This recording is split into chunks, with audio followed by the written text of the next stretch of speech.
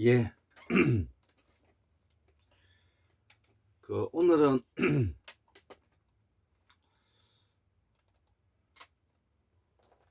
2022년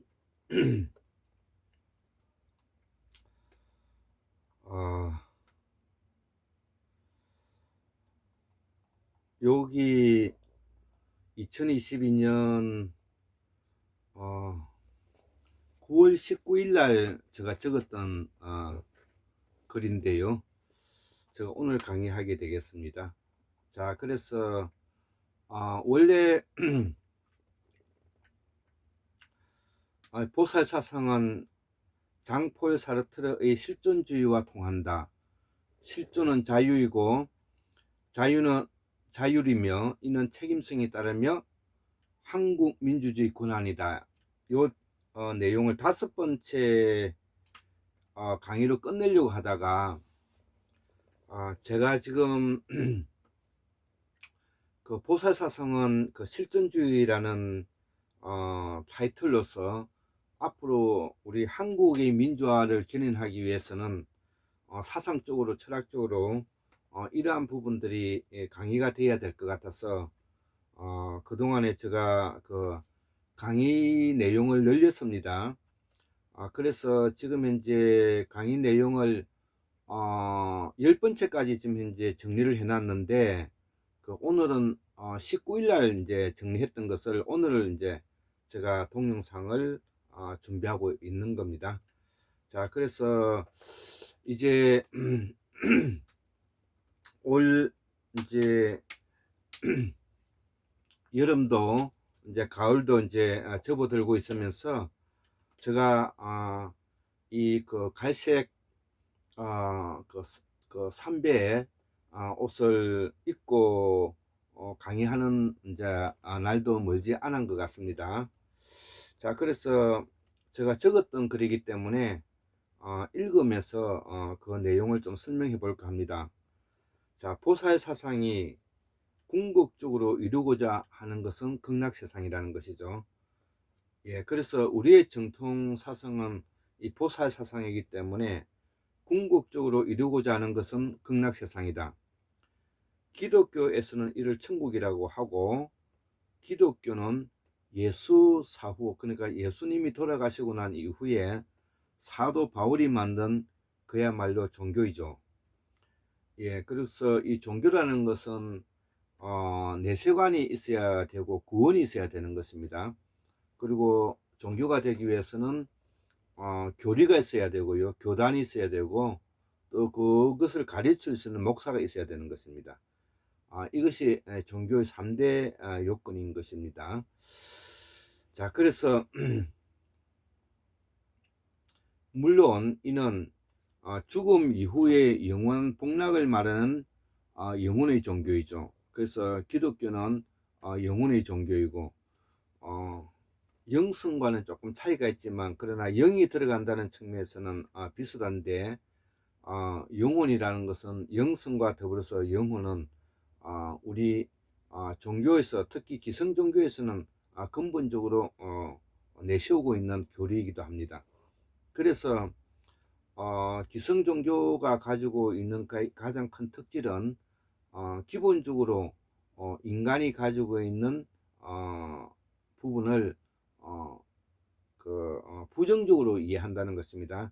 자연법에 의한 철학적 종교적 틀이 근본적으로 부정적이라는 것이죠. 그래서 불교에서도 인간은 궁극적으로 번뇌와 고민의 덩어리로 이루어져 있다고 보는 것이고요. 기독교에서는 인간은 궁극적으로 완전할 수가 없고 순수할 수가 없고 결국은 원죄를 안고 있기 때문에 그 원죄로부터 벗어나고자 하는 것이 그것이 기독교 내용이고요. 자, 그래서 언젠가는 그러한 극락과 천국이 오기 때문에 이것이 그 미륵 사상이고 종말론과 관계된다, 이렇게 이제 이해하셔도 될 것 같습니다. 자, 그래서 물론 이 죽음 이후의 영원한 복락을 말하는 영혼의 종교이다. 불교도 종교이다. 모든 종교는 인간의 운명을 부정하는 데서부터 출발한다. 그러나 보살사상과 실존주의는 이제 긍정적이라는 것이죠. 요 차이인 것입니다. 그래서 보살사상과 실존주의는 학문이고 철학인 것입니다. 그래서 보살사상과 실존주의는 인간의 실존 자체의 가능성을 긍정하는 데 있다는 것이죠. 긍정하는 데 있다. 예. 보살사상과 실존주의의 공통점은 가능성과 인간의 이성을 두 기둥으로 하고 있다는 것입니다. 두 기둥으로 인간의 가능성과 이성을 두 기둥으로 하고 있다는 것입니다. 여기서 말하는 가능성은 결정론적인 관점인 죽음과 자유로운 의지의 관점인 선택이 있다는 것이죠. 예, 이것이 이제 실존주의 철학자들이 근본적으로 논리를 내세우고 있는 내용인 것입니다. 자, 이 말을 쉽게 적어보면은 신의 존재를 긍정하는 자와 부정하는 자로 나눈다는 것이죠. 신을 존재를 긍정하는 자와 부정하는 자로 나눈다. 전자가 신을 존재를 긍정하는 사람들이 바로 하이데거와 야스퍼스이고, 후자는 신의 존재를 부정하는 것은 니체와 사르트르일 것이다. 자, 그래서 보살 사상과 실존주의 대전제는 실존은 가능성이고 존재는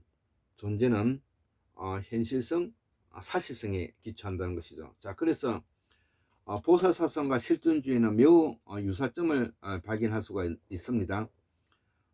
보살 사상이 현실적이고 실질적이고 구체적이다. 현실적이고 실질적이고 구체적이다. 그리고 초월적이며 초자연적인 요소를 안고 있다고 그랬죠. 그래서 보살 사상에서도 초월적이고 초자연적인 사상을 안고 있다는 것은 인간의 이성의 확대를 긍정한다는 말이 되겠고, 이성의 확대는 궁극으로 정신과 관계되고, 정신은 다른 말로서 추상적이고 상상적이고 가상적인 요소를 안고 있다, 이렇게 이제 볼 수 있는 것이죠. 그래서 인간은 유일하게 추상적이고 상상적이고 가상적인 요소를 안고 있기 때문에 미래를 묻냐면은 예측할 수 있는 능력을 가지고 있기 때문에 시간과 공간의 개념에 있어서 시간의 개념을 이해할 수가 있다는 것입니다. 그러나 동물은 시간의 개념을 이해하기가 어렵다는 것이죠. 자, 그래서 상황이 인간의 존재를 결정한다는 운명론과 인간의 선택이 상황을 결정하는 종류로 나눈다는 것이죠. 예,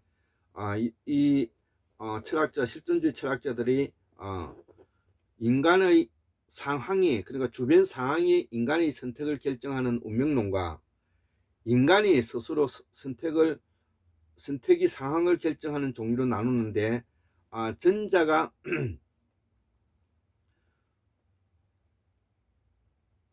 전자가 운명론적이고 후자가 뭐냐면은 상황론자가 되겠죠. 자, 그래서 인간의 선택이 상황을 결정하는 존재가 바로 사르트르가 말하고 있는 내용인 것입니다.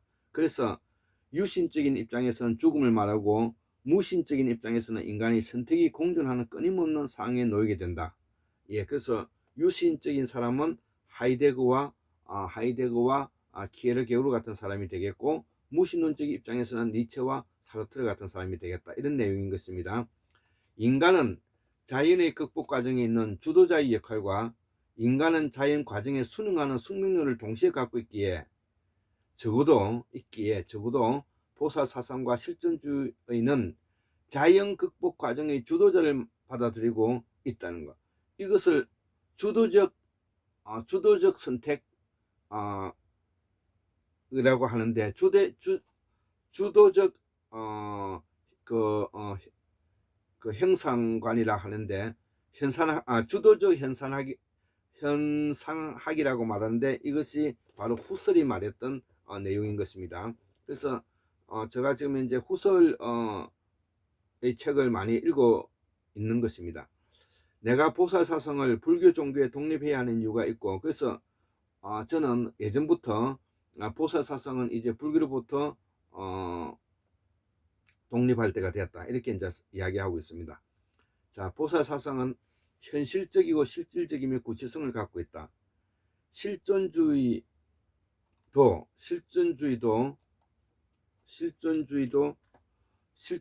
실존과 존재의 가능성과 이들 간의 선택의 주도성을 말하고 있다는 것이죠. 19세기 니체가 신은 죽었다고 말하는 것은 바로 인간의 실존을 중히 여긴 까닭이다. 물론 이 사상은 보살사상인 부처사상인 심성론에서 가져온 것이다. 그래서 보살사상은 실존주의가 되는 것이다. 자, 고로 19세기 20세기에 있어서의 서구 유럽에서 논란이 되고 또 연구가 많이 되었던 것은 바로 심성론인 보살사상과 부처사상을 가져가서 연구하게 되면서 그들이 심성학을 현상학으로 이름을 바꾸어서 연구하게 되었다는 뜻입니다. 그 내용이 바로 실존주의이기 때문에 보살사상과 실존주의는 근본적으로 철학적 바탕이 같다, 이렇게 이해할 수가 있는 것입니다. 자, 그래서 그 대표적인 작가가 니체, 키에르게고르, 그 다음에 에드문트 후설, 유명한 사람이죠. 헤겔에게서 크게 영향을 주었다는 것이죠. 이들에게 그 대표적인 실존주의 사상가가 바로 키에르게고르,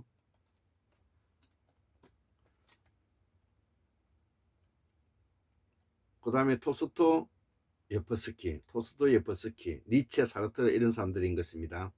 자, 그래서 이들의 특성은 첫째로 특수하고 개별적이라는 실질적이고 구체적인 보살사성과 맥을 같이 한다. 예, 이건 제가 정리한 것입니다. 그래서 실존주의와 보살사성은 특수하고 개별적이라는 실질적이고 구체적인 보살사성과 맥을 같이 한다. 존재 양식, 존재의 의미의 탐구는 현실성의 보살사성과 맥을 같이 한다. 예, 앞의 것은 실존주의 이야기고 뒤의 것은 보살사성을 말하는 것입니다. 다양한 가능성에 대한 선택은 보살사상이 복음과 기복과 빈과 기도의 종교성과 구별된다는 것이죠. 예. 네 번째, 서로 간의 구성 관계가 있다. 이는 인간 창조설의 두루두루 깔려있는 우주간의 관계와 같은 사회성을 가지고 있고, 이 사회성은 조직과 관계되어 있는 실존주의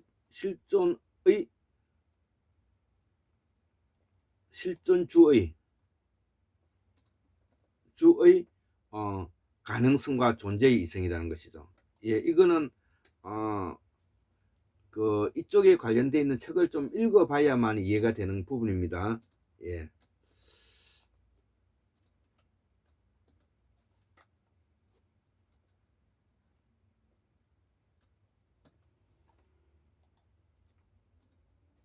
자, 첫 번째.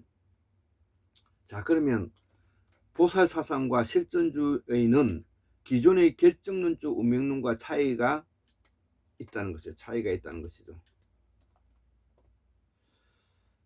자, 첫 번째, 절대적 무한한 실체와 대립한다. 두 번째, 의식, 정신, 이성, 이데아와 관념론에 반대한다. 절대적 무한한 실체와 대립한다는 것은 유신론과 대립한다는 뜻이고요. 의식, 정신, 이성, 이데아와 관념론에 반대한다는 것입니다. 이게 실존주의 특성입니다. 세 번째, 인간의 완전성을 분석하는 데 반대한다. 인간은 불완전한 요소를 가지기 때문에 완전성을 분석하는 데 반대한다. 실존주의는 인간의 외적 사실, 실체성을 관과하는 객관주의 과학화에 반대한다. 객관주의 과학화해야 된다. 실정사학의 문제점을 지금 현재 비판하고 있는 것입니다. 다섯 번째, 모든 형태의 필연주의에 대립한다. 이 말은 부처사상과 다르다는 뜻입니다. 윤회는 반드시 그렇게 되면 그렇게 된다는 뜻이죠. 여섯 번째, 인식 대상이 정신적이라는 것과도 인식의 대상이 정신적인 것과도 관계 대립된다는 것이죠. 예, 인식의 대상이 정신적이라는 것으로만 볼 수가 없다는 것입니다. 선형적이고 형식적인 선형적이고 사태적인 형식적이고 사태적인 선형적인 현상학과 관계된다, 이런 내용인 것입니다. 일곱 번째, 실존은 다른 존재의 관계로서 항상 자기 자신을 넘어서는 초월이다. 예, 이거 뭐 제가 그랬기 때문에 저는 과거에 이 보살 사상이 기본적으로 현실적이고 구체적이고 추상적인 현실적이고 구체적이고 실질적인 요소를 안고 있기 때문에 이 보살 사상은 기본적으로 인간이 가지고 있는 사회성인 부분을 현실의 바탕을 두고 있기 때문에 궁극적으로 인간이 사고하는 사상과 철학이 현실과 동떨어질 수가 없다는 것입니다. 그래서 이러한 것에 대한 자유와 이성에 대한 확대로 인해서 이것이 초월적이고 더 추상적인 요소로 나아갈 수 있는 강력한 뭐냐면 초월적 요소를 가지고 있다는 것이죠. 초자연적이고 초월적 요소를 가지고 있다는 것이 이게 보살사상의 특징인 것입니다. 자, 참고로 여기서 초월은 인간의 영성인 영혼의 초월적, 상상적, 가상적, 추상성을 말하는 것이다. 만은 아니다 이제. 인간이 가지는 이성적인 자유의지에 대한 믿음을 말한다. 예, 여기 제가 적어놨네요. 예, 여기서 말하는 초월은 보살사상에서 말하는 사상의 초월이라는 것은 초월, 초자연,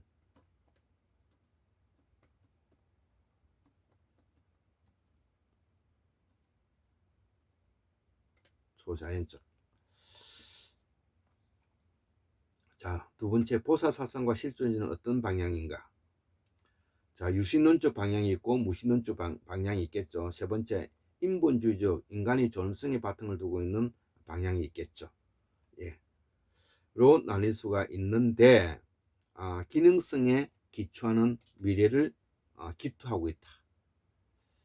자, 그래서 비본래성과 소외 인격에서 사물 대상으로 타락하게 하는 점이 있어서 비본래성과 소외 인격에서 사물 대상으로 타락하게 하는 점에 있어서 사르트는 타자는 나의 가능성이 숨겨진 죽음이다. 타자는 나의 가능성이 숨겨진 죽음이라고 표현했다는 것이죠. 예, 나는 이해가 됩니다. 자, 그래서 자기 시간을 많이 가지고 자기에게 스스로 인생에 후회 없는 삶을 살아갈 수 있는 실존주의 요소로서의 존재 가치를 가지고 이성을 확대화하고 이성은 자유의지를 주고 자유의지는 궁극적으로 뭐냐면 초월적이고 초자연적인 요소로 자기 자신을 행복하게 만들어 가야 된다. 그렇기 때문에 타자가 다른 사람이 나의 가능성에 숨겨진 죽음이라는 말이 바로 여기서 나오는 것입니다. 그래서 실존은 본질에 앞선다는 같은 말인데 예술로서는 초현실주의 표현주의와도 관계되는 것입니다. 저는 여기에 지금 현재